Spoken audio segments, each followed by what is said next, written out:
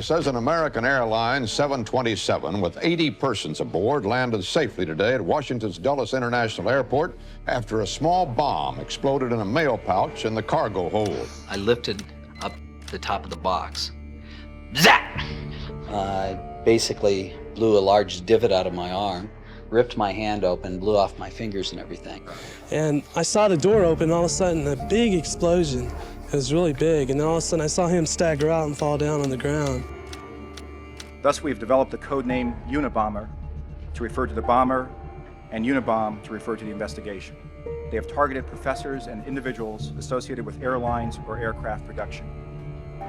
It was the most expensive investigation in the history of the FBI. No, it's simply anger and revenge. Try not to get blown up. The killer called the Unabomber has terrorized this country for nearly 18 years now. In addition to killing 3 people, his attacks have wounded 23 others, some seriously.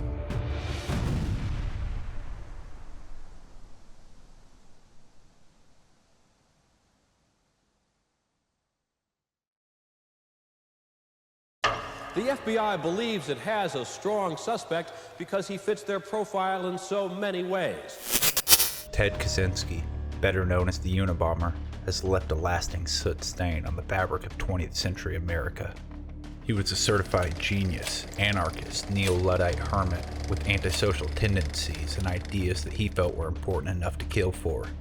And in the end, he took 3 lives and maimed many more for his ideals. He operated his reign of terror undetected from a tiny, isolated cabin in the Montana woods for more than 17 years, all while his crimes elevated panic amongst the public, became noteworthy in the news cycle, and required more resources than any federal case in history. Those of you who were around in the 70s, 80s, and 90s are more than likely to recognize this sketch, or maybe you read through Industrial Society and Its Future, Ted's lengthy and meandering manifesto that spoke on saving humanity's freedom by ridding the world of the industrial ills of society. Technology over socialization, science marching on for its own sake without regard for how it would affect humankind. Those of you too young to remember his warnings are likely living through the consequences that he predicted while being none the wiser. But how does a math prodigy with so much potential mature into an antisocial serial killer and domestic terrorist with a vendetta against tech and those who progressed and propagated its potential? And how did he manage so much carnage for so long without detection? To get an idea, we have to start at the beginning.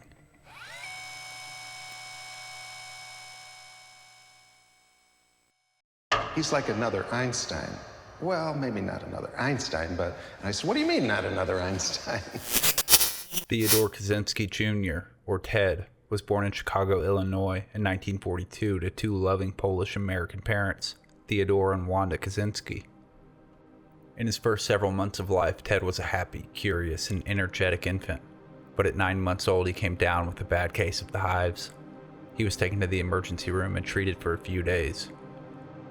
In those days, they did not allow you to stay with the child. I would remember how he'd grab the bars of the crib in this hospital and he'd scream and hold out his arms, and I'd have to go out the door. When I finally came back to take him home, what they handed to me was not this bouncing, joyous baby, but a little rag doll that didn't look at me, that was slumped over, was completely limp. Later, Ted's mother would come to believe that this infant trauma could have been the start of his ultimate withdrawal. When Ted was 7, the Kaczynski family would grow once more when his younger brother David was born. As he and his brother grew up, their home life was stable and healthy. David looks back on his early years with Ted fondly. He recalled later that when he was 3 years old, he couldn't reach a door handle in the house, so his older brother Ted improvised a contraption that would allow him to open the door using a spool of thread. Ted's dad was an outgoing and active father who encouraged his boys to think for themselves and to consider the larger questions in life. He enjoyed the outdoors, and nearly every weekend he would take Ted and David out to the woods outside of Chicago to go camping and canoeing. David would later say that some of the happiest experiences of his life were these with Ted, outdoors, or released from the confinements of various kinds. Growing up, I never doubted my brother's fundamental loyalty or love, or felt the slightest insecurity in his presence, he would also say. And I remember one time when we were throwing that ball, we were as far apart as we could get and still reach each other with the ball. We were throwing that ball as hard as we could, as far as we could. Of course, the ball was thrown very inaccurately because we were trying so hard to throw it. And so we were making these running, leaping catches. We made more fantastic catches that day than I think we did in all the rest of our years together. That was more fun. Still, even at a young age, David could tell that something about Ted was just different than other people. It was something he and others probably just chalked up to Ted's extreme intelligence, as there was no doubt that he was uniquely gifted. By 5th grade, Ted's proficiency in science and mathematics were already becoming evident enough that he was given an IQ test that came back with a score of 167. Ted's parents were encouraged by the school staff to let him skip the 6th grade. Ted's mother was worried about the change, but only wanted what was best for her son, hoping it would keep him from becoming bored in school. The change would start to desync him emotionally from his peers.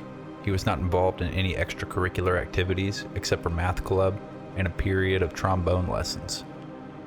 It was also around this time that he began to withdraw noticeably from those around him, and when he did interact socially, he was a bit of a prankster. Because Ted was woefully ignorant of social norms and lacking self-awareness, it came off as pompous, cruel, and narcissistic. One time, when Ted was still a child, his mother had just cooked a family dinner and was bringing it to the table. Ted pulled out her chair as she went to sit, causing his mother to collapse on the floor and spilling the plate of hot food everywhere, while he laughed about the mess he had made. An early classmate of his named Joanne Young recalls the time that he played a prank on her in chemistry class. He had twisted up a piece of paper, cupping the ends. He put a few drops of ammonia on one side and iodine in the other. He gave Joanne the contraption and told her to untwist the middle. When she did, the chemicals ran together, causing the contraption to harmlessly explode with a small pop. Ted laughed, but Joanne did not find it funny, telling him that he would be suspended for it. "No, I'm not. I'm too smart," he said. Still, others would have more fond memories of Ted and his pranks. To be fair, pranks were fairly common at Evergreen High School. They threw firecrackers and made smoke bombs for fun. President of the math club, Patrick Morris, looks back on his memories with Ted in a more positive light. The thing that runs through my mind is how young he was, how juvenile he was in the best sense and worst sense of the word. At a social level, he was not traveling at the same rate as the rest of us. We did trade around bomb recipes. We put together some stuff and set it off. Gunpowder is easy to make. There are some easy recipes you can make out of stuff from your medicine cabinet. He also recalls a time that another student asked Ted for advice on how to give his prank a little more punch. Ted obliged. The dumb kid went ahead and he did it. Hit it up with a hammer. It blew out 2 windows in the chemistry lab. These stories are a fun reminder of how kids used to be able to be kids. They're also a haunting foreshadowing of Ted's life to come, and a perfect representation of his arrogance, even at such a young age. His odd behavior was also noticed at home. His mother said that when Ted was scared, something that was brought on by anything from new people coming around to large buildings, he would go to his shutdown place, where he would internalize and not talk to anybody around him. Younger brother David took notice. I actually asked Mom, what's wrong with Teddy? And Mom's saying, what do you mean?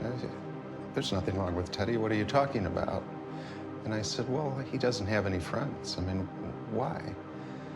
Mom always faulted the hospital. They would have been there every day visiting him, but the hospital said no. At the tail end of that conversation, she said, Ted may have felt abandoned as a little baby. Don't ever abandon your brother, David, because that's what he fears the most. And of course, I'm thinking, well, I'll never abandon Ted. Why would I abandon Ted? I love Ted. Ted would go on to skip the 11th grade, despite regularly cutting class, and he graduated high school at just 15 years old. At 16, he accepted a scholarship to Harvard University and started his freshman year of college at 17. His childhood was not a typical one, because Ted was not a typical child. After his eventual arrest, he would attempt to paint his childhood as a traumatizing one that would catalyze his mental illness and set the course for his explosive future. In a letter written by Ted as an adult, he blamed his mother for his social incompetence, calling her a dog. In another letter to his parents, Ted wrote, I can't wait until you die so I can spit on your corpse. His feelings about our family bear no relationship to the reality of the family life that we experienced. These were loving, supportive parents. And by all other accounts, including neighbors, classmates, and extended family, his home life was a loving and supportive one. Ted's antisocial behavior was probably the result of both nature and nurture, a mix of unavoidable biological factors and the effects of life experiences explain his inability to properly interface with the world around him. Nature being the fact that Ted was probably somewhere on the spectrum, you know the one. This would be a blessing and a curse, something that held him back socially while also fostering an extraordinary academic performance.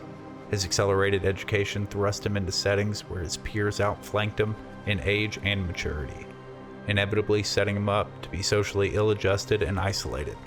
The nurture end of things probably stems from his traumatic time at the hospital, like his mother believes. His time at Harvard is probably also a contributing factor, where he participated in MK Ultra experiments that played a large role in altering the way Ted thought about the world around him.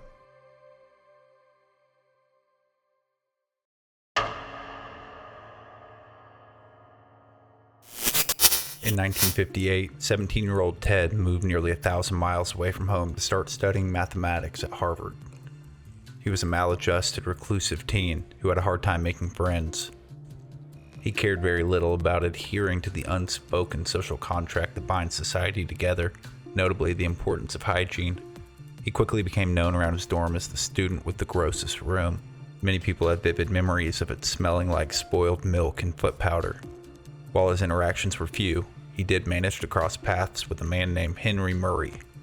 Murray was a psychologist and educator who was a pioneer in the development of personal theory, something associated with both brainwashing and interrogation. Murray offered the young, naive Kaczinski a little cash to participate in a study that he would be conducting in the psychology department, and Ted obliged. Murray's study was widely reported to be part of the CIA program codenamed Project MK Ultra, but with many of the records being restricted or destroyed in 1973, it cannot be confirmed outright. What we do know for sure is that Murray worked with the OSS, which later would become the CIA, during World War II, doing studies into how much recruits could withstand interrogation and design programs to break down their personalities. We know he was an advisor during the LSD experiments with Timothy Leary. We know that from the fall of 1959 through the spring of 1962, Harvard psychologists in the Department of Social Relations, led by Henry Murray, conducted a disturbing and what would now be seen as ethically indefensible experiment on 22 undergraduates, one of which was 17-year-old Ted Kaczynski. And finally, we know that the CIA funneled $456,000 to 13 Harvard programs with unnamed professors in the departments of psychology, philosophy, and social relations between 1960 and 1966. So can we say that Ted was the subject of MK Ultra experimentation? No, but of course he was. What are you, stupid?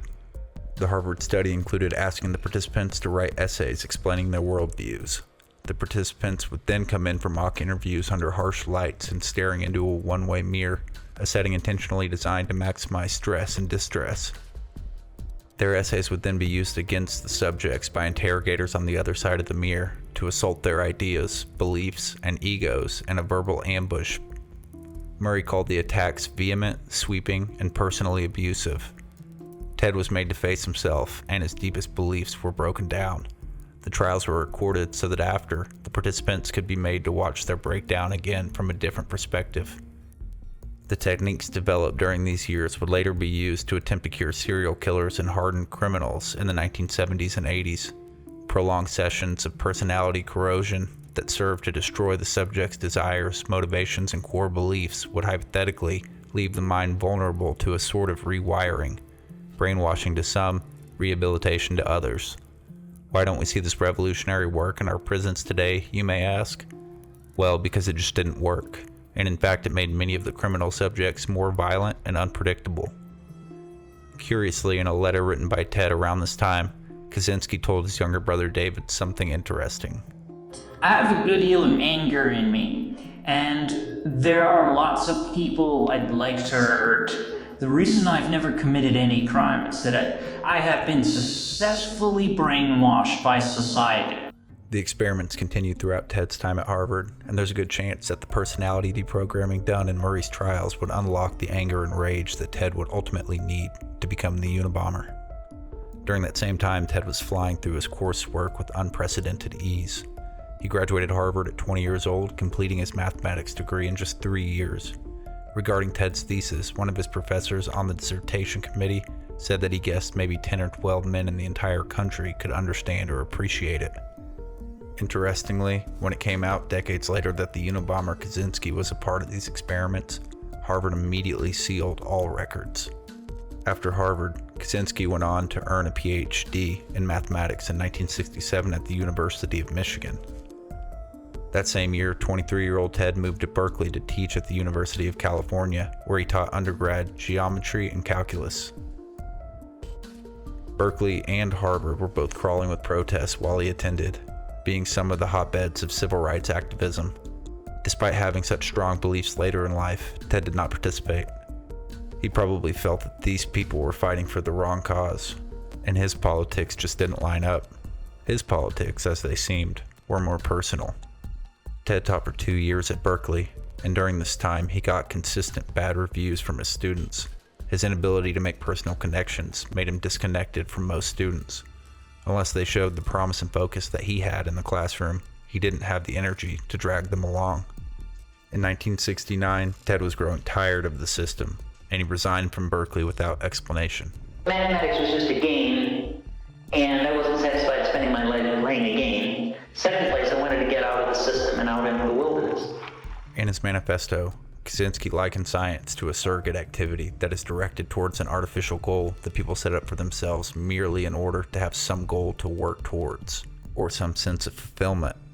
Scientists work mainly for the fulfillment they get out of the work itself. Thus, science marches on blindly, without regard to the real welfare of the human race or to any other standard, obedient only to the psychological needs of the scientists and of the government officials and corporation executives who provide the funds for research.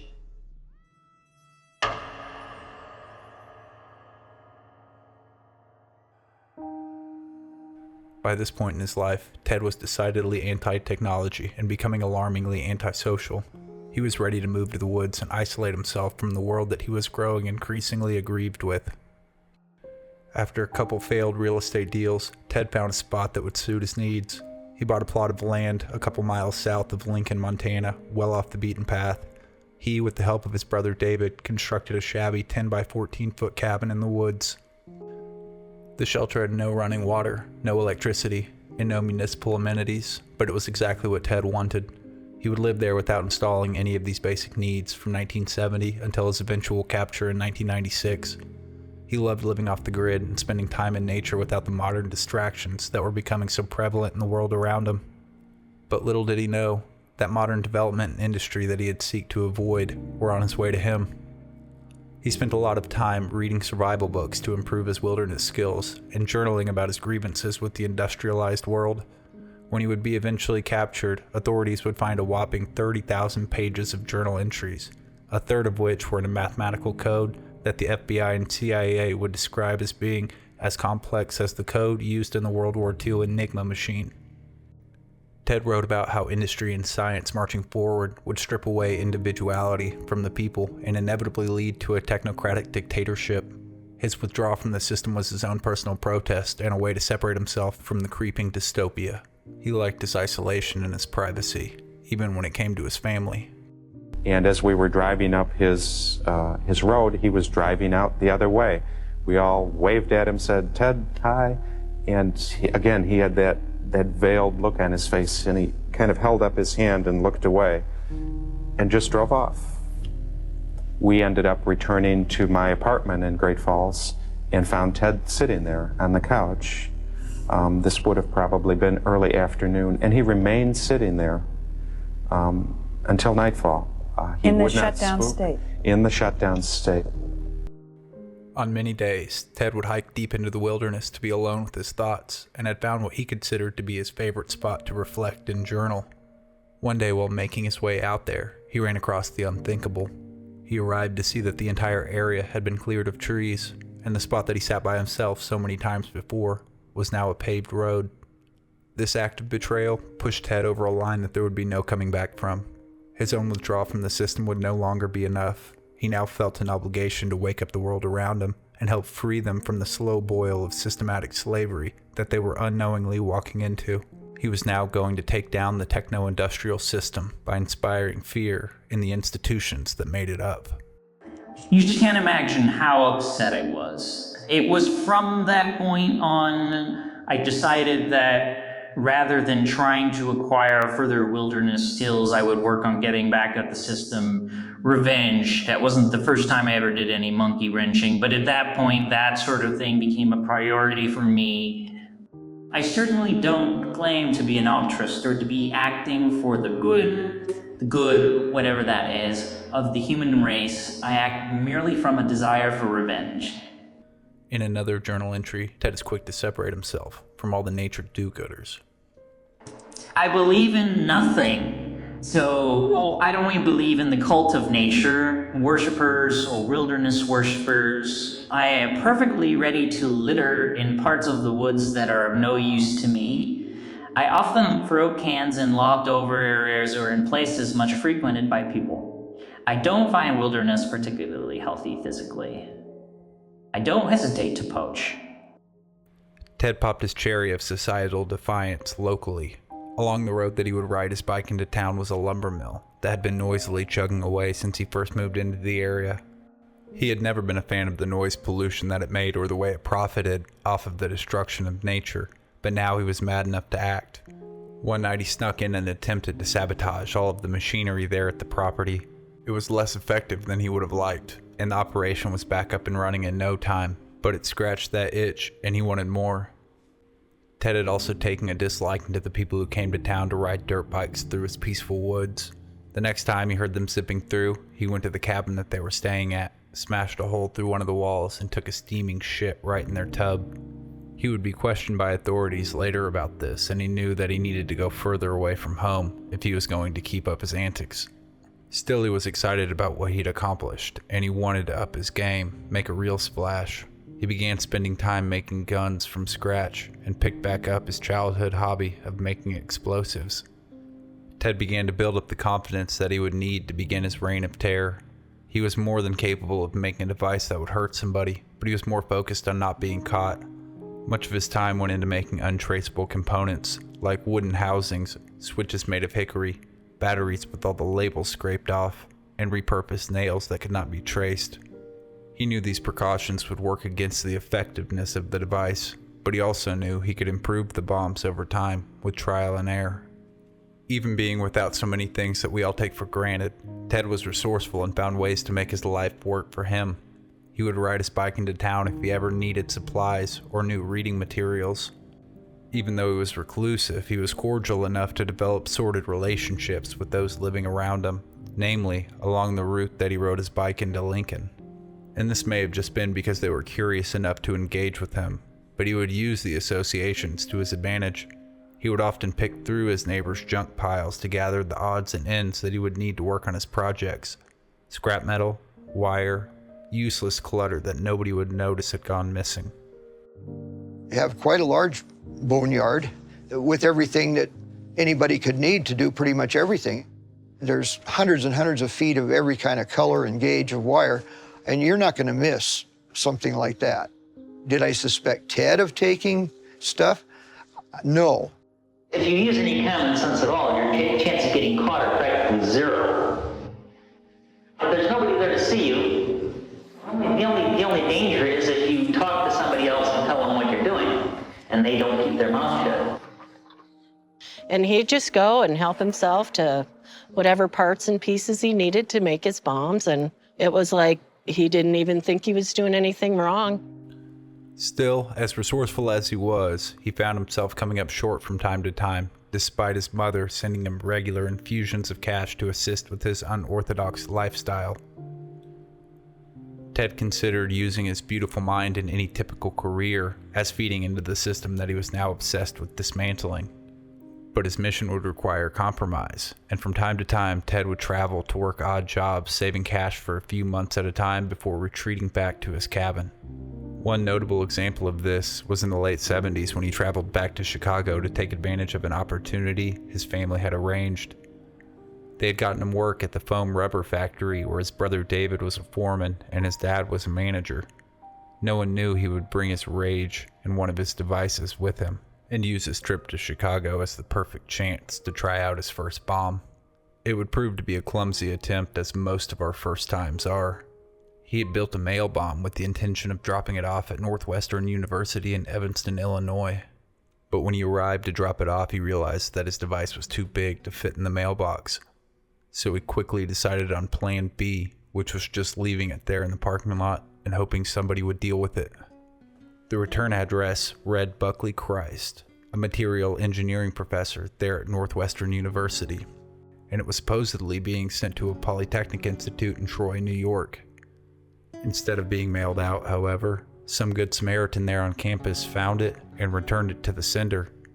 And when the package arrived at Buckley Christ's office on May 25, 1978, Buckley was immediately suspicious as he did not recognize the handwriting on the return address, which he had supposedly written, so he called a security guard to deal with it. When campus police officer Terry Marker observed the package, he made a joke that I'm sure was much funnier then than 30 seconds later. He cracked wise to Professor Christ that maybe it's a bomb. As he peeled back the packaging, his own punchline erupted in his face. But he was lucky because the attack proved to be underwhelming.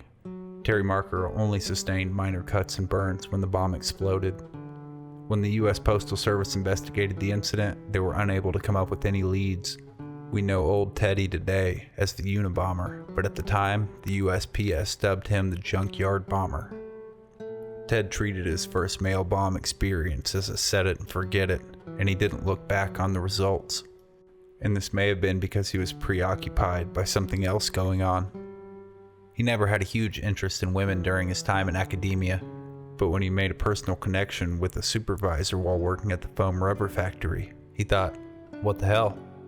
Ted, despite his quirks, seemed like a decent man, on paper at least. He was somewhat handsome, well-educated, and a lover of nature, but his almost inhuman personality and aversion to basic hygiene proved to be big stinky hurdles to overcome. Ted still took his swing, and somehow he managed to get a few dates out of the woman, one which even ended with a kiss. It was a profound and exciting experience for Ted, as evident by one of his many journal entries from the time. As mentioned in some of my notes, I did make an attempt with a bomb. Whether successful or not, I don't know. During the last few weeks, I was too busy thinking about it, but this affair with has done a strange thing to me. In the first place, it aroused in me hope, a hope for something worthwhile. Perhaps foolishly, I did hope that I might win, if not her love, it's a reasonable amount of affection. Physical sex too, of course, but it would have been more important to me to have her care for me than to have physical sex with her. I could get by with just holding her hand if necessary, if I thought she really cared for me. But as it turned out, she didn't even want to hold Ted's dirty hand, and she quickly put the kibosh on the whole situation, claiming that they just didn't have enough in common. Ted did not take this rejection well, and he lashed out like an immature schoolboy. As it turned out, the relationship didn't go anywhere. He wrote a limerick that was offensive, and he pasted it in various places around the factory where we worked. About her? About this woman who had rejected him. I approached him and I told him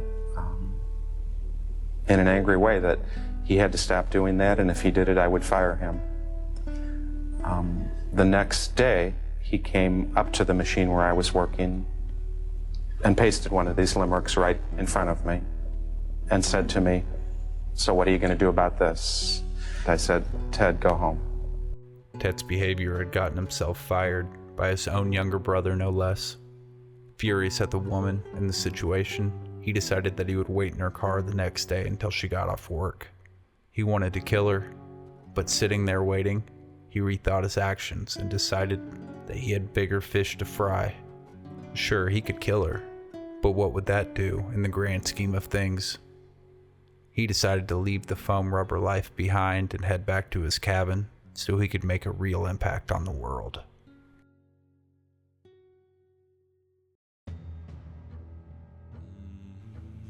Once Ted got back to Montana and settled into his cabin, he probably traveled into town at some point and did some research to see if there was any news on his first attempt. He was surely let down to know it barely injured anyone, and to make matters worse, he'd been dubbed the Junkyard Bomber. The reason it had gone so poorly was a series of junkyard design choices that he made for his 9-inch pipe bomb. First, the metal pipe had been capped with hand-carved wooden plugs. Typically, one would use threaded steel pipe caps that would allow the pressure inside to grow into a much more violent eruption. Next, the trigger mechanism was a nail tensioned with a rubber band that would swing across a set of 6 match heads upon his hand-carved wooden box being opened. This would ignite a set of 6 match heads upon his hand-carved wooden box being opened, which would ignite the explosive. A very inefficient design compared to just using a battery and a heat filament. Last was his choice of explosive material, which was smokeless explosive powder or black powder, which doesn't pack the punch that other explosives one could cook up would.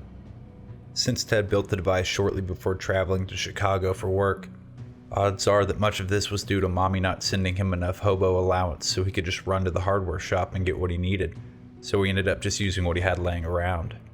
That, or he was going for a more form over function, quirky, artisanal pipe bomb that you might find on Etsy. Either way, he took his time to make improvements in his design, upgrading the trigger mechanism to a battery filament wire that could reliably ignite the device. He also scraped hundreds of match heads off to add to his gunpowder pipe bomb. He packaged the entire device inside a wooden box and added the Phillies blunt label to it, making it look like an innocent cigar box. It had now been nearly a year since his first attempt, and he felt ready to give it another go. Ted caught a Greyhound bus back to the Chicago area. Once again, he would target the Northwestern University in Evanston, but after the embarrassing mailbox mishap last time, he decided to leave the Postal Service out of the equation altogether. Once on campus, he walked into the Technological Institute building, walked up to the 2nd floor, and into the empty study space in room 2415. He set his shady cigar box down on a counter and left, knowing somebody would eventually be curious enough to fall victim. A few days later, on May 9th, 1979, that curious cat would be graduate student John Harris. Upon opening the box, it erupted in his hands.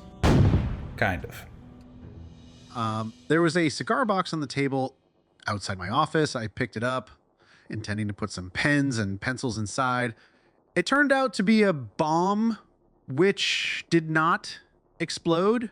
It had a detonator that went off. I saw a bright flash. I don't remember hearing anything. The couple improvements that Ted had made created a bigger blast from the detonator, but it was still largely ineffective as a bomb. Harris was treated at a hospital, suffering only superficial cuts and burns.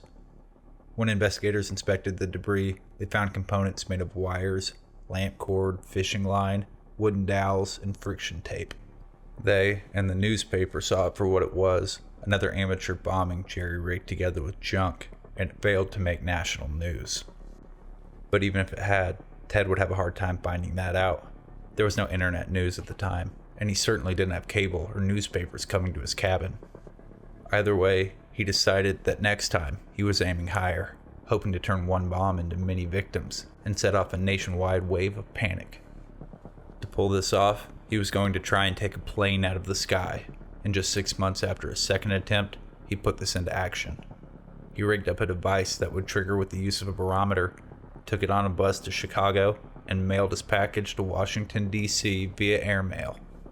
Once the barometer would hit 35,000 feet, or cruising altitude, the bomb was set to erupt. The unlucky plane to carry the package was an American Airline 727, Flight 444, a passenger plane flying from Chicago to D.C. on November 15, 1979. It departed at 10:25 that morning. At the tail end of the flight, the barometer triggered and a muffled explosion in the hold of the plane was heard by the pilot and all of the passengers. Fortunately for everybody on board, the bomb, like the others so far, proved to be a massive failure. The explosion failed to breach the hull. In fact, most of the powder didn't even erupt. Instead, it smoldered until it began to fill the cabin with green smoke. Oxygen masks dropped from above the passengers, and a panic broke out. The pilot initiated an emergency landing at Dulles International Airport in Virginia. After the plane landed safely, 12 people were hospitalized for smoke inhalation, but nobody was injured. That being said, according to the authorities, if the bomb had been better built, it would have been horrific and likely would have taken the entire airliner right out of the sky. Regardless of the results, Ted's work was now a national news story. Attempting to take down an airplane attracted a lot of three-letter agency attention. The FBI and the ATF came in to assist the U.S. Postal Inspection Service in the investigation. Unfortunately, Agency dick-swinging prevented the groups from sharing information, as everybody wanted to take credit for the bust. They had not yet linked the two bombs at Northwestern University to this one, but in time, the connection would be made. But as things stood at the time, they were no closer to arresting Ted for any of his crimes. In fact, they would make little progress at all for the next 15 years. All while his bomb-making methods would only improve and his notoriety and victim count would steadily grow. Ted was not done targeting the airline industry, but he decided to approach it a little differently. Instead of using a box that he made, Ted hollowed out an old book that when opened would activate a pipe bomb within. He also chose to leave a type of signature that would mark all of his remaining work. The letters FC punched into a piece of metal. Only he would know at the time, but it stood for Freedom Club. For Ted, this was a fun little red herring for investigators that would allude to a potential terrorist group being responsible. About 7 months after his attack on American Airlines 444, Ted was happy with what he put together, and he decided to target the Lake Forest, Illinois home of 60-year-old United Airlines president Percy Wood. First, he sent a letter allegedly from a Mr. Enoch Fisher of Lake Forest that arrived on June 3, 1980. It read, "Dear Mr. Wood, I am sending copies of Ice Brothers by Sloan Wilson to a number of prominent people in the Chicago area, because I believe this book should be read by all who make important decisions affecting the public welfare." Ted's hope was that this would prime Mr. Wood for receiving a package and prevent him from being suspicious of the arrival. And he turned out to be right. A week later, on June 10th, Percy Wood received a special copy of Ice Brothers, just as he was expecting. What he wasn't expecting, however, was when he opened the front cover of the book for the pipe bomb buried within the hollowed pages to explode. Ted's work was improving, and the bomb went off exactly as intended, sending large amounts of wooden and metal shrapnel deep into the left side of Wood's body. He was rushed to the hospital and into surgery to remove the large piece of metal that was embedded in his left leg, as well as smaller wooden and metal pieces embedded in his left hand and the left side of his face. He was treated for burns as well, but the doctors said that he would suffer no permanent damage, though plastic surgery may be needed. This attack would be the first time that investigators began to put together some useful information. When the FBI got a look at the remains of the bomb, the FC signature was a curious and confusing find, but a new clue nonetheless. Besides that oddity, the physical similarities to the American Airlines bomb were clear, and once again the victim was tied to the airline industry. They also noticed similarities to the two bombs at Northwestern University, including the homemade initiator, sloppy soldering work, and the use of low-quality wooden components. And it was these junkyard bomber qualities that led to the 4 cases being brought under one investigation. The Unabomber, or University and Airline Bomber Task Force, was now starting to understand they were up against a serial bomber. Some of the most impressive work done by the disjointed task force at the time was done by Postal Inspector Tony Mulliat. He'd been brought on during the American Airline case and started to notice some odd patterns. For instance, he noticed several references to the words wood and green were piling up. All these bombs had strange wooden components, and the last one was sent to a Mr. Wood. The phony return address on this latest one was to Ravenwood Street, and the bomb was concealed in a book published by Arbor House, whose logo was a leaf. The return and recipient addresses on the outside of the package were written in green ink, which reminded Mulliat of something odd that he noticed on the American Airlines bombing. When the gunpowder used in that bomb was analyzed, they noticed that it was mixed with barium nitrate, a powder compound that's found in many fireworks. Mulliat wondered at the time why it was included in the mixture, because it has no explosive qualities, and is only used in fireworks to color the smoke green. The clever postal inspector was starting to think that the bomber was leaving clues, but about what, he couldn't be sure yet. It was about this time that the FBI's newly formed behavioral science unit, the inspiration for TV's Mindhunter, came aboard to help compile a profile on the Unabomber. After looking over the little bit of evidence that had been gathered, they concluded that the suspect would have above average intelligence, connections to academia, and would be a neo-luddite, which was fucking spot on.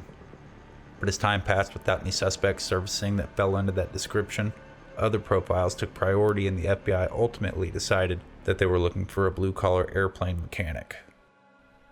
16 months would pass while investigators and Chicago area residents worried if there was another attack coming. Over time, tensions would settle and rumors began popping up that maybe the Unabomber had been arrested on other crimes. That, or one of his creations had blown his superintelligence through the back of his skull and straight out of the gene pool. But this was only wishful thinking because Ted was about to shake things up and strike where nobody was expecting. In early October of 1981, Ted shaved off 16 months worth of beard, trimmed his hair, and cleaned himself up a little bit. This had become a little routine before his attacks as a way to hide his identity.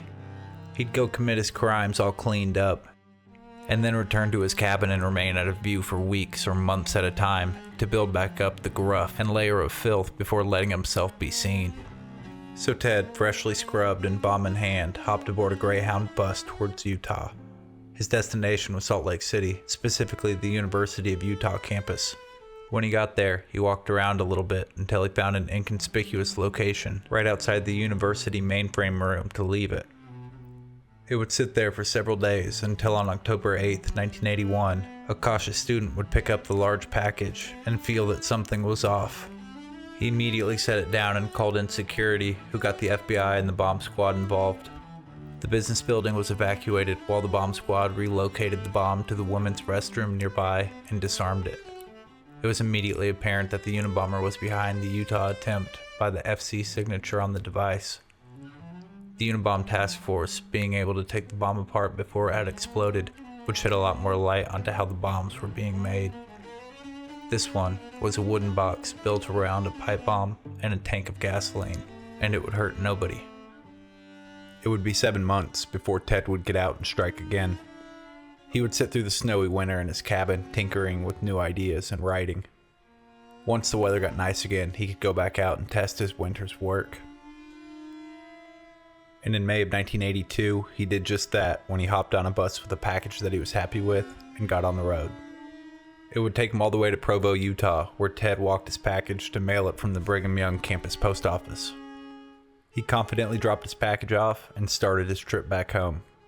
The package was lucky it went anywhere, as it was mailed using canceled and insufficient postage.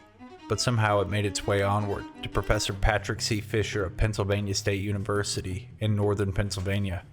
But because Ted was gathering much of his information from outdated magazines and newspapers as a local town library, his information wasn't always the most up-to-date. Professor Fisher had actually relocated to Vanderbilt University in Nashville years ago, however. But lucky for Ted, somebody just forwarded it along. When it arrived at Vanderbilt University on May 5th, Professor Fisher was actually teaching in Puerto Rico. He did have a diligent secretary there in Nashville who was taking messages and collecting his mail, though.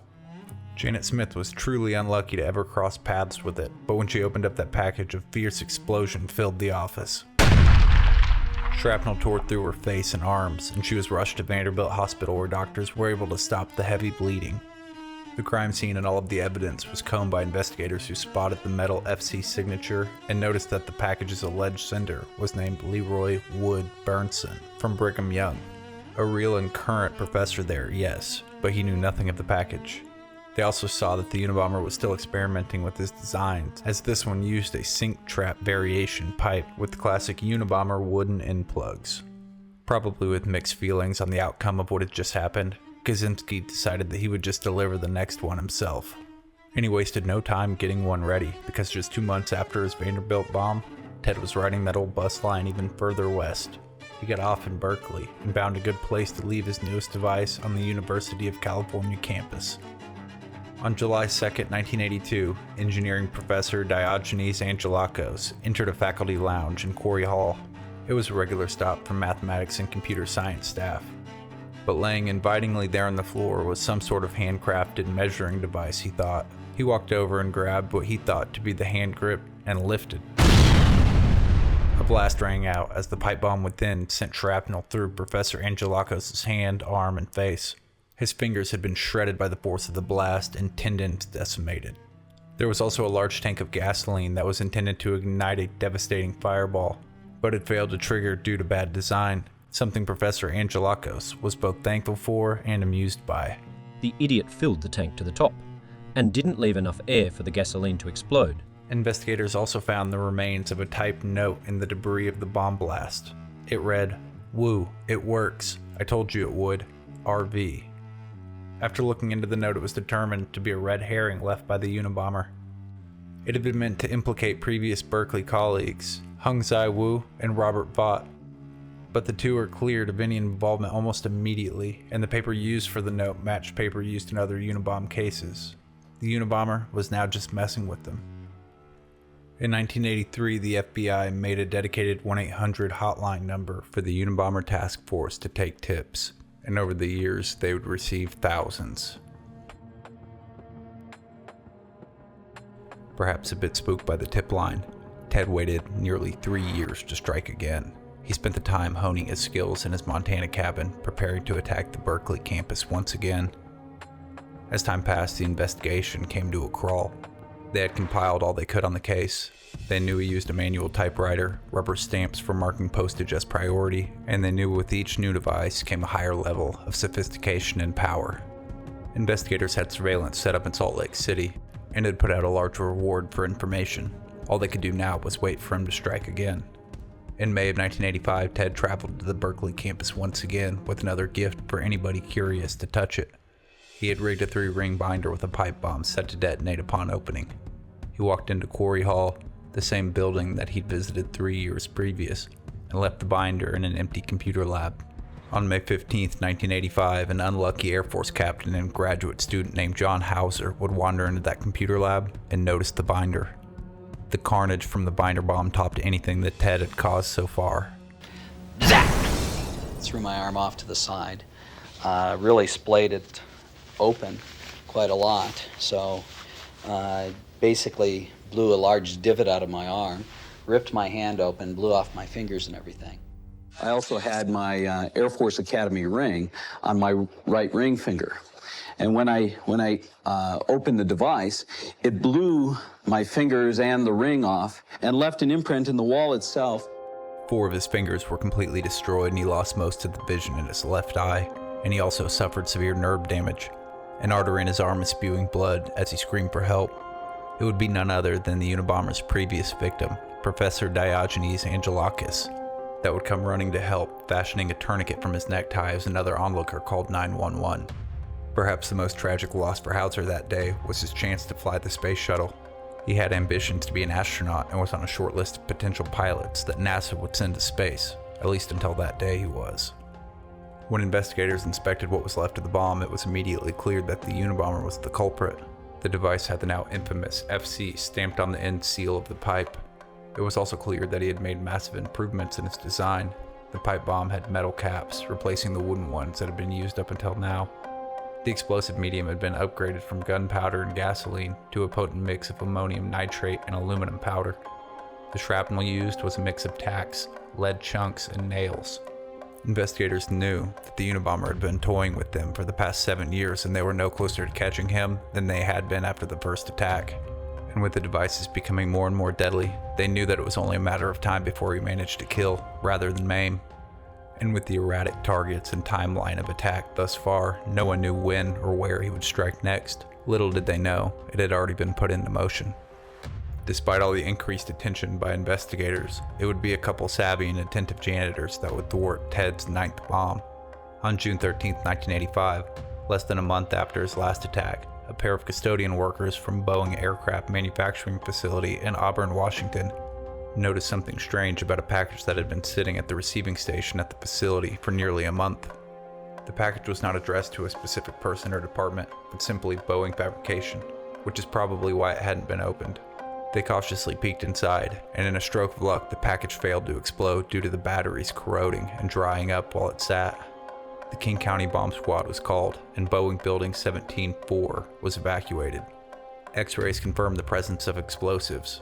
The bomb squad meticulously dismantled and cataloged each component, giving investigators their first clear look at Ted's new and improved designs. The FC logo found confirmed that it was the Unabomber.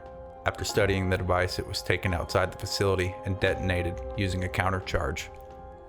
The postage on the package proved that it had been sent from Oakland, California, as the return address indicated. But investigators quickly determined that the sender, a company called Weiber Tool and Supply, was completely made up. They also concluded that it had been sent on May 8th. With Oakland being a mere 15-minute drive from Berkeley, this meant that it was sent at the same time the last bomb was dropped off at the University of California. The Unabomber was ramping up his attacks. 4 months after the scare at Boeing, the Unabomber struck again, this time choosing to swivel his target back towards academia. On November 15, 1985, a textbook-sized package arrived at the Ann Arbor home of prominent University of Michigan psychology professor James McConnell. McConnell was a popular figure in psychology, particularly the field of behaviorism, and had made many media appearances over the years. Ted Kaczynski's journals and later manifesto would reveal his fiery hatred for the study stemming back to the experimentation that was done on him in the name of a similar science at Harvard. And this past trauma of his was likely the motivation for targeting Professor McConnell. Presumably, research will continue to increase the effectiveness of psychological techniques for controlling human behavior. But we think it is unlikely that psychological techniques alone will be sufficient to adjust human beings to the kind of society that technology has created. Biological methods probably will have to be used. You have already mentioned the use of drugs in this connection. Neurology may provide other avenues for modifying the human mind. Genetic engineering of human beings is already beginning to occur in the form of gene therapy. And there is no reason to assume that such methods will not eventually be used to modify those aspects of the body that affect mental function. The package, apparently from Ralph Kloppenberg, a PhD candidate at the University of Utah, specializing in the history of science, came with a letter. It explained that within the package was his thesis and he urged him to read it. Requests to read unsolicited materials from others in academia were nothing new for McConnell, so he seemingly had no reason to worry. His research assistant, a man named Nicholas Swino, read McConnell the letter before opening the package in curiosity. When he did so, a fiery blast shook the room. Shrapnel tore through his arm and torso as blood began pouring out onto the floor. The blast was loud enough to immediately deafen both McConnell and Swino, who started to struggle to communicate what they had just lived through, but it did not stop them from taking immediate action. Nicholas Swino was immediately rushed to the hospital alongside McConnell. Swino's injuries were bloody, but not permanent. It would, however, take him 3 months to regain his hearing. Unfortunately for McConnell, he suffered from partial hearing loss for the rest of his life. Ted Kaczynski would manage to get in one more attack in 1985. Less than a month after the bomb exploded in Ann Arbor, a new type of bomb would go off in a parking lot in Sacramento, California, targeting a new kind of victim. And it would be this, Ted's 11th attempt, that would finally take a life. Up until this point, the Unabomber had focused on academia and airlines-related targets. But Ted had a new trick up his fraying, unwashed flannel sleeve. He was now directing his sights towards a small business that he felt was disseminating the treacherous tools of the technocracy. He once again hopped aboard a Greyhound with his concealed IED to embark on a cross-country voyage, this time to Sacramento. On December 11, 1985, Ted made his way on foot to Rentec Computer Rentals in the Century Plaza Shopping Center.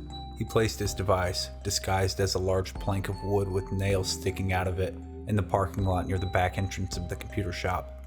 As Hugh Scrutton, the owner of Rentec, was leaving for the day, he spotted the hazard. Worried it could damage one of his customers' or employees' tires, he did the sensible thing and approached it to toss it out. Unfortunately, the Good Samaritan's decision would be his last. The moment he picked it up, the device detonated, blowing off most of his hand. Metal shrapnel ripped through Scrutton's body and penetrated his heart, killing him instantly. The man who lay dead in the parking lot was once a student at UC Berkeley at the same time that Ted was a professor there, and their paths had likely crossed before this fateful day. However, based on a journal entry of Ted's that would be found after his eventual arrest, this was just a coincidence. Experiment 97. December 11, 1985, I planted a bomb disguise to look like a scrap of lumber behind Rentec Computer Store in Sacramento. According to the San Francisco Examiner, December 20, the operator of the store was killed, blown to bits on December 12th. Excellent. Humane way to eliminate somebody. He probably never felt a thing.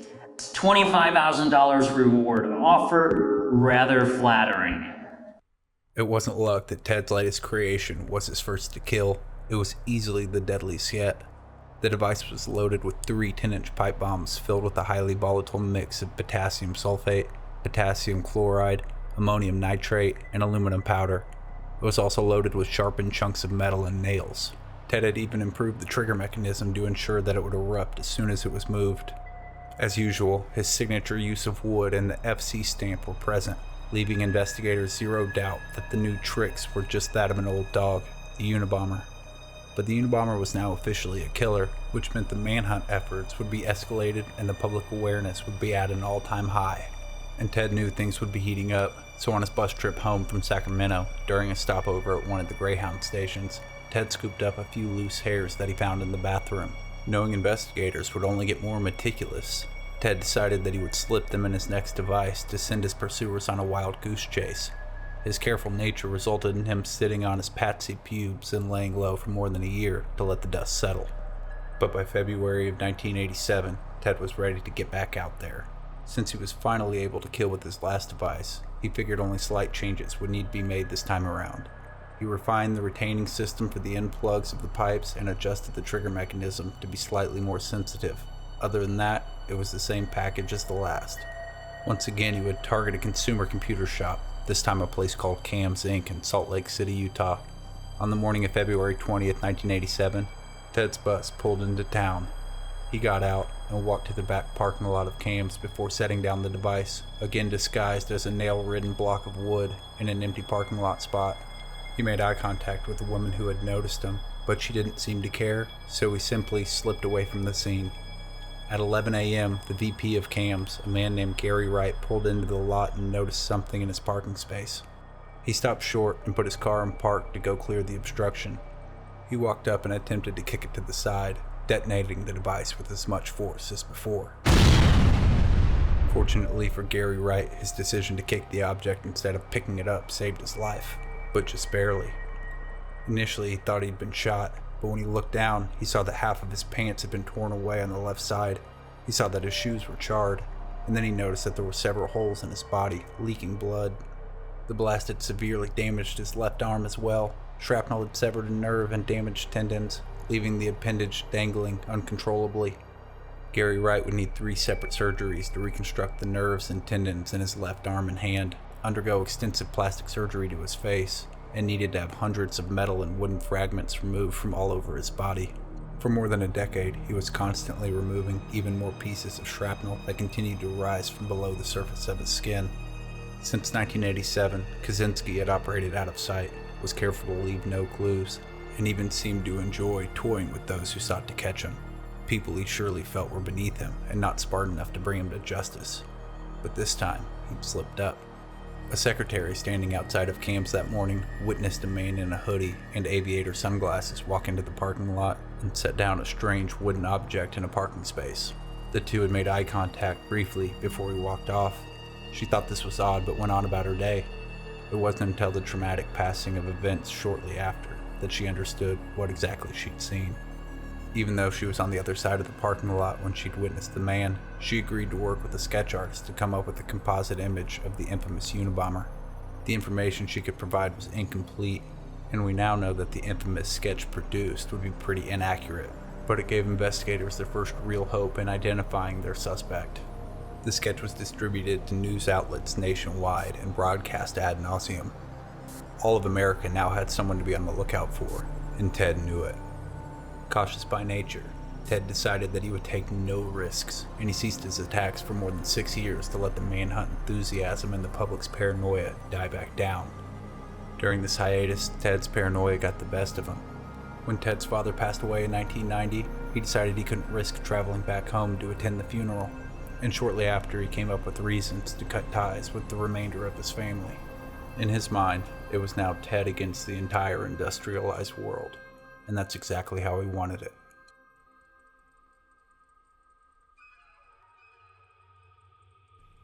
In the 6 years that Ted went silent, there was plenty to keep the American mind occupied. The Black Monday stock market tank in 1987, the Berlin Wall falling in 1989, 1990 saw America go to war in Saudi Arabia in Operation Desert Shield, and the following year, Operation Desert Storm in Kuwait. And in 1992, the Cold War officially came to an end.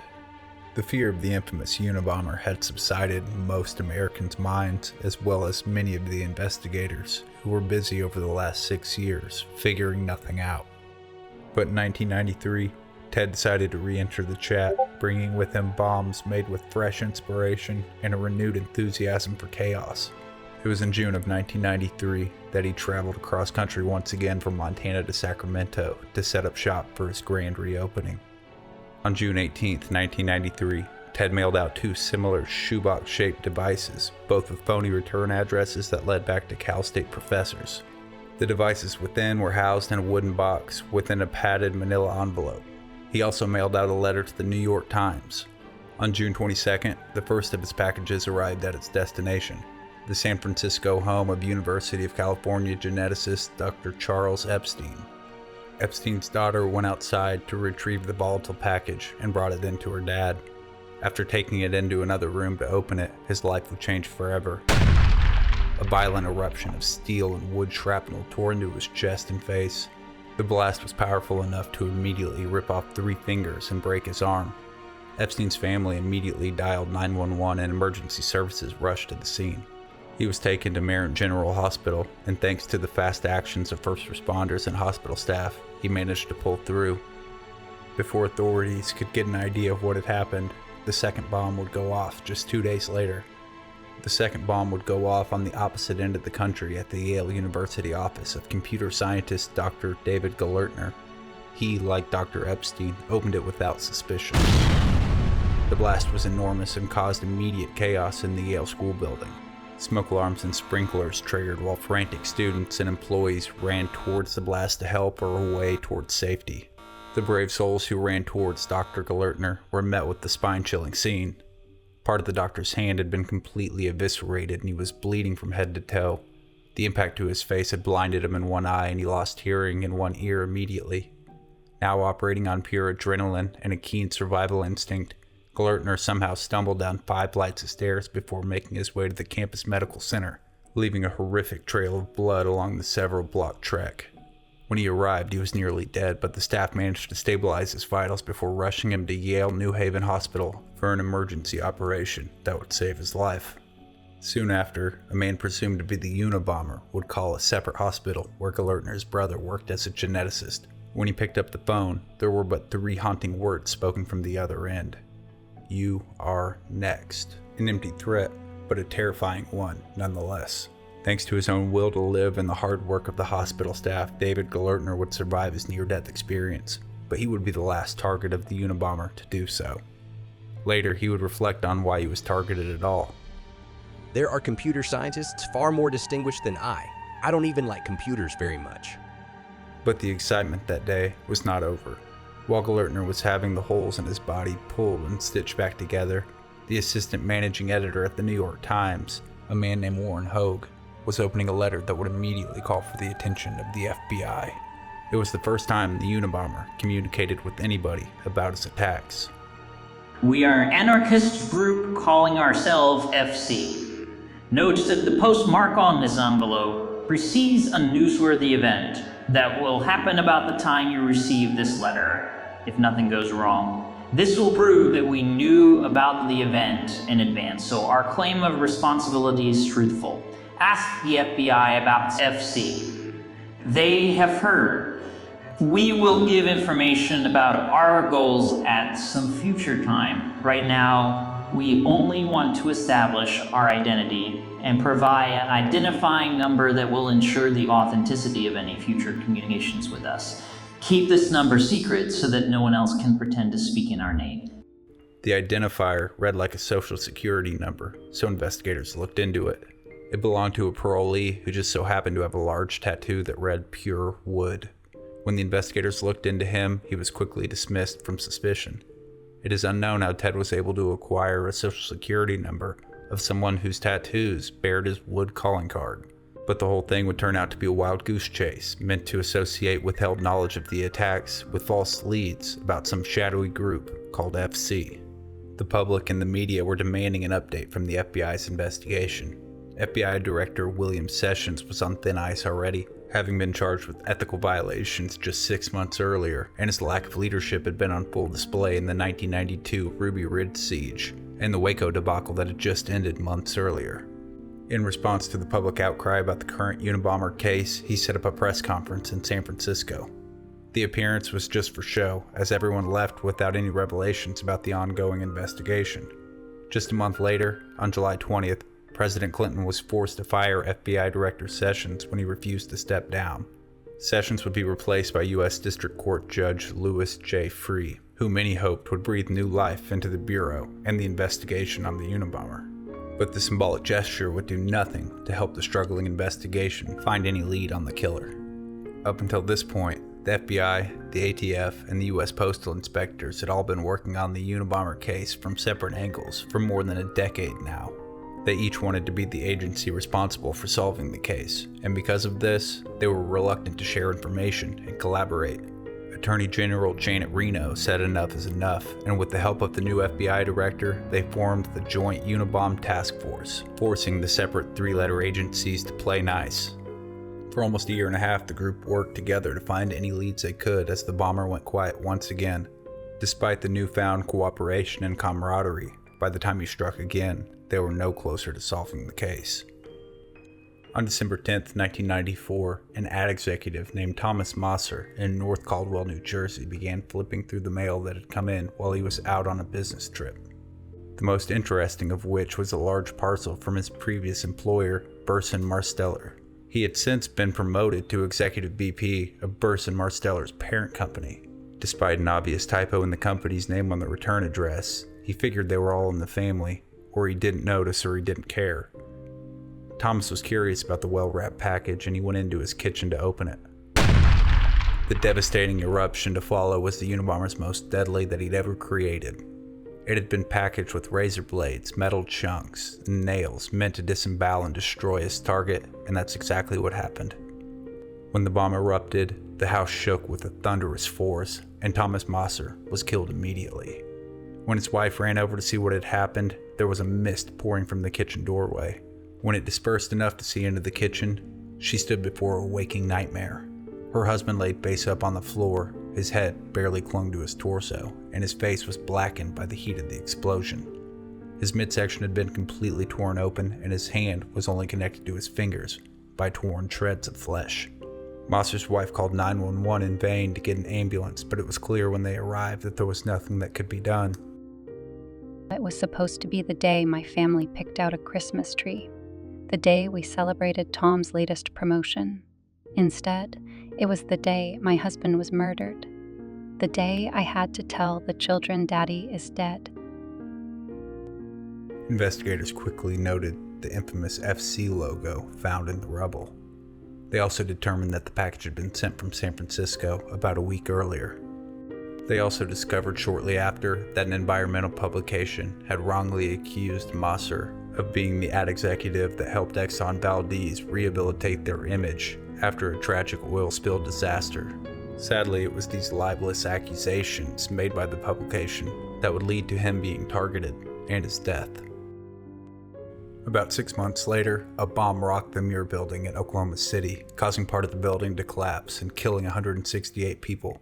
The gut reaction by investigators was that the Unabomber was behind it, but that was quickly dismissed once evidence pointed to Timothy McVeigh and he was captured and confessed. And there's a damn good chance that Ted Kaczynski was upset that somebody else was now the big bomber in the news. It must have been a huge kick to his ego. McVeigh's death count was enormous in one swift blow, while Ted had been busy building bombs for 17 years and only managed to kill a measly 2 people. It is unknown if it directly inspired Kaczynski to act again, but judging by the timing of his next attack, I think it's likely that he wanted to be the center of attention once again. Because the very next day, on April 20th, He mailed out another device from Oakland, California, the deadliest device he'd ever constructed. On April 24th, 1995, the package arrived at the office of the California Forestry Association in Sacramento, California. It was addressed to William Dennison, a man who had stepped down from the president of the Timber Lobbyist Group just a year previously. A staffer in the office brought it to the acting president, a man named Gilbert Murray, who assumed that it was a business-related package and the sender was just working with old records. As the staffer handed it to Murray, they joked, "Pretty heavy, must be a bomb." A joke that would become painfully unfunny in just a few moments. As Murray pulled open the box, a shrapnel-laced shockwave ripped through every object in the room with a magnitude of force greater than anything Kaczynski had made before. The furniture in the room was blown into pieces, debris pierced holes in every wall, and body parts were hurled in every direction. When the dust cleared, the badly mangled corpse of Gilbert Murray sat amongst the rubble. His face had been decimated and was completely unrecognizable. Murray died instantly. After killing 2 people in a row and 3 out of his last 6 targets, Ted now felt confident enough in his methods that if he reached out to the world, his message would have some power behind it. He spent very little time trying to interact with the people in his life, as few as they were. When he wasn't building bombs, testing them, or traveling far from home to send them out, Ted had been meticulously outlining his grievances with the new industrial world in a lengthy 35,000-word manifesto. On June 25, 1995, he mailed out 5 copies of this manifesto along with a letter for context to various publications, including the Washington Post and the New York Times. The letter, allegedly written by the FC Group, took full responsibility for Ted's crimes over the past 17 years. It explained the reasons behind the attacks and clarified that they only meant to harm university members who were in technical fields, and that they don't have any desire to hurt professors who study archaeology, history, literature, or harmless stuff like that. The people we're out to get are the scientists and engineers, especially in critical fields like computers and genetics. The letter asked that the attached manifesto, which Ted had titled Industrial Society and Its Future, be published in full and distributed to a wide audience, and if it was, the FC Group would promise to desist from terrorist activity. Although the letter also made it clear that this did not include sabotage, which could include the destruction of property without hurting people. If the request was not met, Ted promised that the FC Group would continue killing in 90 days' time. The Unabomber task force barely had any time to contemplate what to do before, a few days later on June 28th, another letter from the Unabomber arrived at the San Francisco Chronicle saying the FC would blow up an airliner out of LAX in the next 6 days. The letter also included the first 2 digits of the identifying number meant to authenticate messages from FC. The government says there is a credible threat that a passenger jet may be bombed, from a man the FBI calls the Unabomber. The letter prompted a heavy response from law enforcement on the ground at the airport. All mail routed through flights was halted.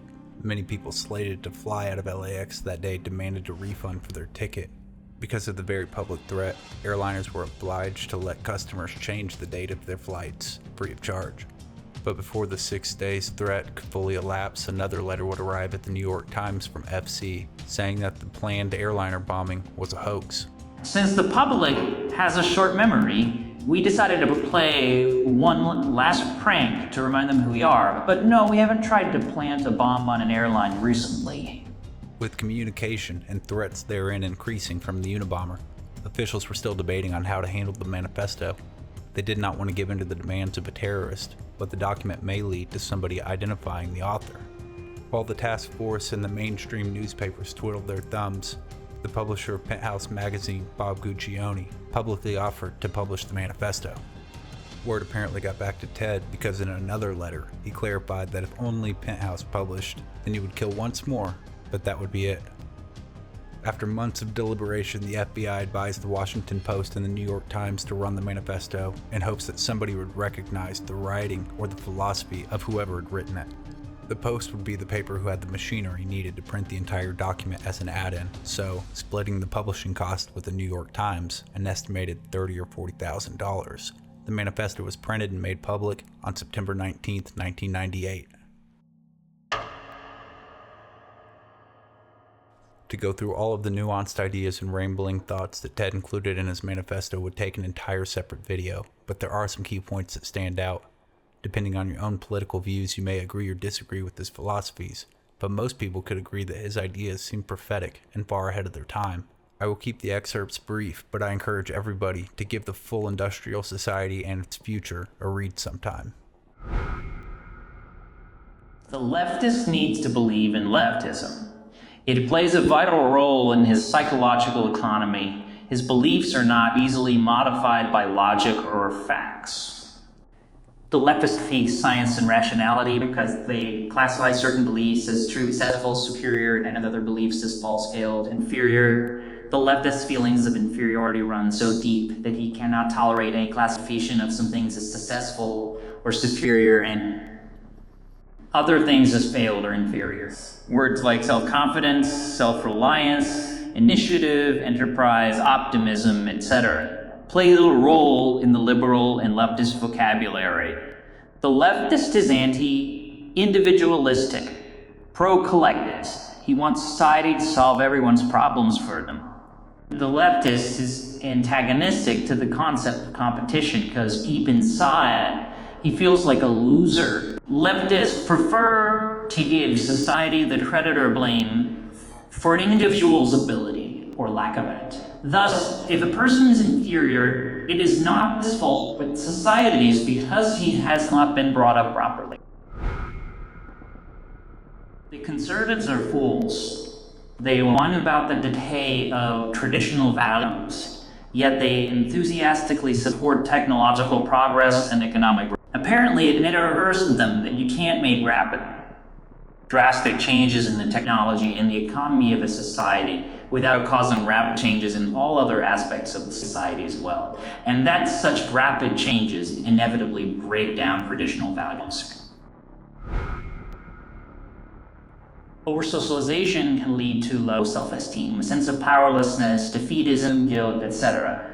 One of the most important means by which our society socializes children is by making them feel ashamed of behavior or speech that is contrary to society's expectations. If this is overdone, or if a pretty alert child is especially susceptible to such feelings, he ends by feeling ashamed of himself. We divide human drives into three groups. 1, those drives that can be satisfied with minimal effort. 2, those that can be satisfied but only at the cost of serious effort. 3, those that cannot be adequately satisfied no matter how much effort one makes. The power process is the process of satisfying the drive for the second group. The more drives there are in the third group, the more there is frustration, anger, eventually defeatism, depression, etc. In modern industrial society, natural human drives tend to be pushed into the first and third groups, and the second group tends to consist increasingly of artificially created drives. A third meaning to fulfill one's need for the power process through surrogate activities or through identification with an organization rather than through pursuit of real goals. When people do not have to exert themselves to satisfy their physical needs, they often set up artificial goals for themselves. We use the term surrogate activity to designate an activity that is directed toward an artificial goal that people set up for themselves merely in order to have some goal to work toward, or let us say, merely for the sake of the fulfillment they get from pursuing the goal. Here's a rule of thumb for the identification of surrogate activities. Given a person who devotes much time, energy to the pursuit of goal X, ask yourself if he had to devote most of his time and energy to satisfying his biological needs, and if that effort required him to use his physical and mental faculties in a varied and interesting way, would he feel seriously deprived of it because he did not attain goal X? If the answer is no, then a person's pursuit of goal X is a surrogate activity. In modern industrial society, only minimal effort is necessary to satisfy one's physical needs. It is enough to go through a training program to acquire some petty technical skill, then come to work on time and exert the very modest effort needed to fulfill the job. The only requirements are a moderate amount of intelligence and, most of all, simple obedience. Science and technology provide them the most important examples of surrogate activities to work mainly for the fulfillment they get out of the work itself. Thus, science marches on blindly without regard to the real welfare of the human race or any other standard, obedient only to the psychological needs of the scientists and of the government officials and corporation executives who provide the funds for research. Industrial technological society cannot be reformed in such a way as to prevent it from progressively narrowing the sphere of human freedom. By freedom, we mean the opportunity to go through the power process with real goals, not the artificial goals of surrogate activities, and without interference, manipulation, or supervision from anyone, especially from any large organization. Freedom means being in control, either as an individual or as a member of a small group, of the life and death issues of one's existence. Food, clothing, shelter, and a defense against whatever threats there may be in one's environment. Freedom means having power, not the power to control other people, but the power to control circumstances of one's own life. It is said that we live in a free society because we have a certain number of constitutionally guaranteed rights, but these are not as important as they seem. The degree of personal freedom that exists in a society is determined more by the economic, technological structure of society than by its laws or its forms of government. Consider, for example, freedom of the press. The mass media are mostly under the control of large organizations that are integrated into this. Anyone who has a little money can have something printed or can distribute it on the internet or in some such way. But what he has to say will be swamped by the vast volume of material put out by the media. The techno wiles taking all of us on an utterly reckless ride into the unknown. Many people understand something of what technological progress is doing to us, yet take a passive attitude toward it because they think it is inevitable. But we don't think it is inevitable. We think it can be stopped. The two main tasks for the president are to promote social stress and instability in industrial society and to develop and propagate an ideology that opposes technology and the industrial system. When the system becomes sufficiently stressed and unstable, a revolution against technology may be possible. We have no illusions about the feasibility of creating a new, ideal form of society. Our goal is only to destroy the existing form of society. The kind of revolution we have in mind will not necessarily involve an armed uprising against any government. It may or may not involve physical violence, but it will not be political revolution. Its focus will be on technology, economics, not politics. All over America, there was people racing to the newsstands to get their copy of the manifesto, studying through it, either with morbid curiosity or with the motivation to identify the author and collect the now $1 million reward for identifying him. The FBI's hunch that somebody would recognize it turned out to be right, but it wasn't just any average Joe who would make the connection. Ted's brother David Kaczinski, who had only heard the name the Unabomber when his 15th attack made the front page of his local paper, decided to read over the manifesto himself. His curiosity would turn to a terrifying suspicion when reading through it, as it felt very familiar to him. Ted and David had been estranged for some years now, following David's marriage, something Ted was jealous and hateful about. In years leading up to that, however, Ted would write his brother in rambling, unhinged letters about his hate for over-socialization, the technocracy, and the government. The more David read over the manifesto, the more he could see similarities in tone, subject, and writing style. He hoped that the similarities were all in his head, but as he continued reading, one line jumped off the page to him and hit home something fierce. You can't eat your cake and have it too. A reversal of the classic proverb, you can't have your cake and eat it too. This was something that he had only heard uttered by his mother, and consequently Ted, who inherited the clumsy saying from his own childhood. To David, this was confirmation of his worst fears, that his own brother, a man he looked up to for much of his life, had spent the past 17 years as a terrorist and a murderer. Still, he had to be sure. David and his wife Linda reached out to Susan Swanson, a lifetime friend of Linda and a private investigator. They asked her to look through some letters that David had received from a friend. David wanted her to use her sources and determine if the letters in the infamous manifesto had a shared author. Swanson conferred with linguist experts and criminal profilers, and the consensus was in. They were, in fact, more than likely written by the same person. After battling his conscience over what to do, David and his wife decided it was their moral obligation to reach out to the FBI, but they had their reservations. The FBI's recent blunders at Ruby Ridge and Waco had them worried for how they would react. David loved his brother and didn't want to see him shot in the head by a sniper or burnt alive in his home, so he asked that the matter be handled discreetly. He also wanted complete anonymity, because he knew this would be a betrayal to his brother, and the guilt he felt was crippling, especially if he were to be wrong. The damning information in David's requests were passed along to the FBI through their attorney. The FBI was working with a profile of the bomber that frankly didn't match up with Ted, and with 2,416 other people on their suspect list, they couldn't commit their resources to Ted just yet. David then visited his mother's house to find other writings by Ted to compare. There, he found a 27-page proto-manifesto that Ted had written in 1972, which contained the same philosophies, grudges, and topics as the recently published manifesto. David sent the document to the FBI, who immediately knew this was the man that they were looking for. The FBI agreed to keep David's role confidential and began laying plans to take down the Unabomber before he struck again. They also agreed to go in soft like David requested, probably because they knew lights and sirens from the cavalry would just end in Ted blowing himself and any arresting officers to Timbuktu. The task force meticulously planned a careful manhunt that began with a stakeout.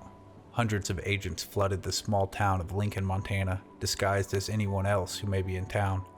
Lumberjacks, prospectors, hikers, and tourists. The locals with a keen eye immediately spotted the change in population. Snowmobilers with too clean of gear, lumberjacks with brand new trucks. But Ted's reclusive life left him oblivious to the oddities, and his lack of close community relationships meant no one spoke to him about them either. The FBI kept a close eye on Ted's movements, or lack thereof. They hoped to be able to intercept any attempt at another attack or simply apprehend him when he went into town to grab supplies. Lookout posts, sniper dens, and electronic monitoring systems were all put into place. Satellites passing over charted the area and provided authorities with a detailed map of the surroundings. Ted was surrounded and being stalked by the techno-industrial system that he'd been working against this whole time. Still, days of waiting turned into weeks of disappointment, and Ted remained in his cabin. The task force was growing impatient. To make matters worse, the fact that the investigation was closing in on a hermit in Lincoln had somehow leaked to CBS, who was threatening to report the story. All of the efforts by the FBI would be for nothing if the community was suddenly flooded with news vans and reporters. Out of desperation, they decided to lean on neighbor Butch Gehring for help. They began by leveling with Butch, telling him that Ted was the infamous Unabomber, something that seemed unimaginable to Butch. Then they asked him to record Ted's cabin to get a better visual of the location. In addition, they asked him how, if he was them, how he would approach the cabin without inciting violence. Butch told the investigators that Ted was worried that his property line may be in conflict with government land, and this gave them an idea. On April 3, 1996, a couple FBI agents dressed as forestry workers approached Ted's cabin holding a map. They knocked, and to their surprise, they were greeted by an unarmed Ted, who saw the encounter as a formality to a land dispute. But as soon as he stepped outside, he was grabbed and cuffed, and countless hidden agents flooded in from behind trees and over the hills. They were able to take Ted without incident before combing through the tiny cabin that was wall to wall with incriminating evidence. Ted refused outright to speak to authorities. Initially, it troubled investigators that Ted bore no resemblance to the infamous sketch of the Unabomber, but their worries were melted away when they found the hoodie and glasses that were described in the sketch. They also found a ready-to-be-mailed bomb under Ted's bed and another in the construction phase. As if that were not enough, all of Ted's writing, including detailed logs of every attack, would be found as well.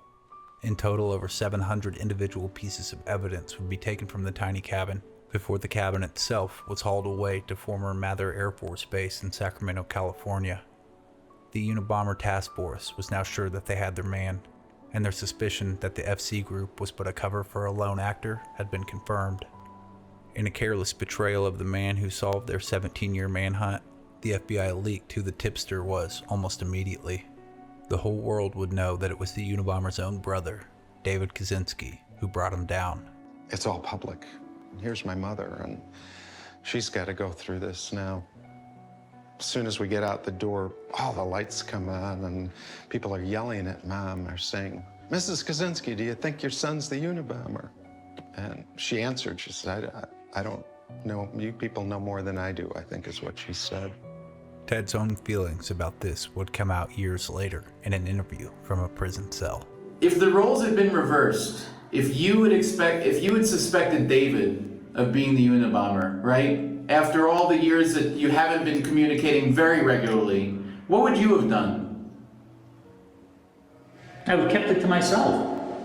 Is that what you feel he should have done? Yeah. And what was your reaction to that when you first hear that David is involved in turning you in? What does that feel like? Well, obviously I resented it. There was another strain to my feelings there. I don't know if I can explain it properly, but in a way I was almost glad because my own brother turning me in a sense made me feel good.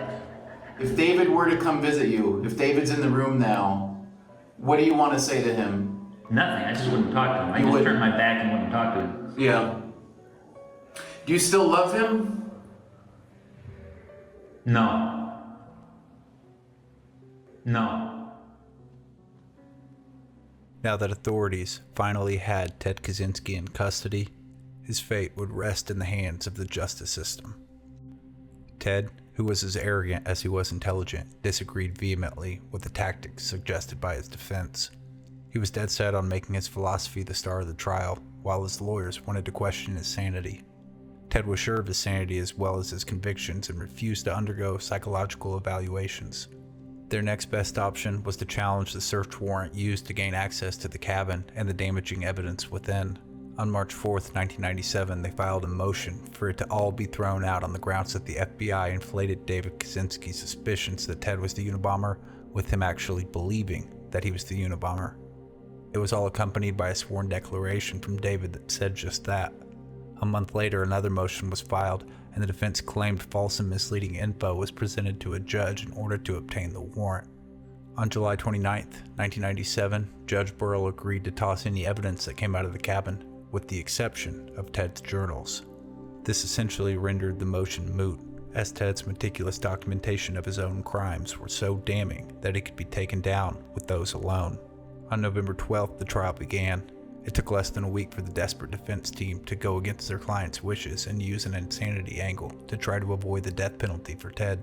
The prosecution was quick to point out that Ted had refused a mental illness defense and in fact had been hostile to the idea. When Judge Burrell tried to convince Ted to just go through with the basic evaluation, he proved the prosecution's point by throwing a fit. He refused the evaluation and hurled a pen across the courtroom in anger. On January 5th, 1998, Ted requested that the judge allow him to fire his defense team as they were not looking after his best interest, and allow him to hire celebrity lawyer Tony Serra. After 3 days of deliberation, Judge Burrell denied the request and resumed the proceedings with the original defense team. But on January 8th, Ted again brought things to a halt when he requested to fire his defense once again, but represent himself in court. Judge Burrell used the opportunity to get the psychological evaluation Ted had been avoiding, saying he could represent himself if he proved himself competent to do so. It was also revealed that day that Ted had allegedly attempted to take his own life the night before by hanging himself using his underwear, something that, if true, proved he wasn't even competent to kill himself. On January 9th, Dr. Sally Johnson, resident psychiatrist at the Federal Correctional Facility in Butner, North Carolina, was assigned to give this evaluation. Her report was submitted on January 17, 1998. She had diagnosed Kaczynski as a paranoid schizophrenic. This made him prone to delusions and often violence. She concluded, however, that he was mentally competent to defend himself, so the trial continued. By January 22nd, both sides agreed that Ted was sane enough to stand trial and defend himself, but it seemed Judge Burrell had grown tired of the delays. He said that from the start of the trial, Ted was consistently and unequivocally scheming to delay proceedings. Within an hour, it was announced that Ted had agreed to a plea deal.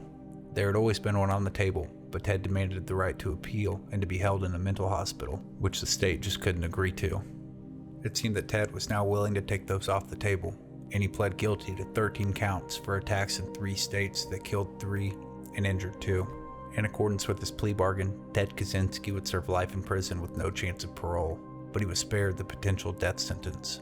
He was sentenced to serve 4 life sentences plus 30 years for a campaign of terror that set universities, airliners, and citizens nationwide on edge.